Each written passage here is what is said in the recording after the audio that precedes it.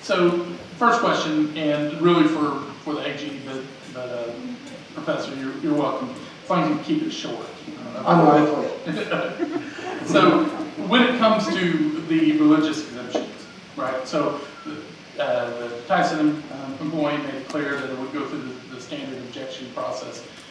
If an individual had a deeply held religious belief in regards to abortion, and because of all of the vaccines that are now available, either utilizes the aborted fetal cells, either in testing or in production. If they had a deeply held religious belief against abortion, should that qualify as an exemption under current statutory law? That's what we're talking about now.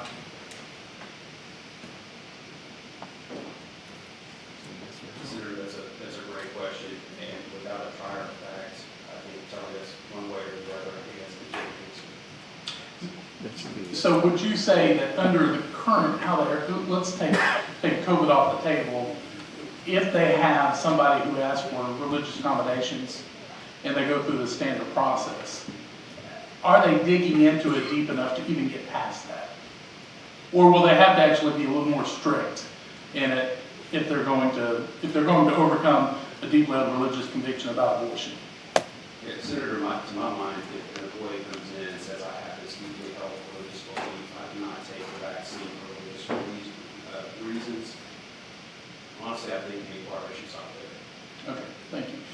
So the next question is, so statistically speaking, there's a lot larger percentage of white people are taking the vaccination than black and brown people, right? So Hispanics are less likely to get the vaccine. It says now have the vaccine, and then black people are even a lot less, like half as much as white people. Last statistic I've seen. So if this policy has a disparate impact, which is almost like very likely to have a disparate impact, then how does that change the rationalization of whether this policy itself is, like, what is the standard if it has a disparate impact in order to make the decision whether it would be legal? You look at me? Yeah. The body of law on disparity impact is unsettled and likely to change by the Supreme Court in the near future. It's a bad set of law to begin with. So under current law, that might be a factor. That's the best I can answer that question shortly. Okay. And AG's office, nothing to add to it. Is it essentially move it to a strict scrutiny standard if it does, or is it more of a situation? Now I know that you have to prove something after that. Yeah, the burdens shift when you deal with disparity impact. And if in your hypothetical you're dealing with race results in the highest level of scrutiny, which would be strict scrutiny. Okay, thank you.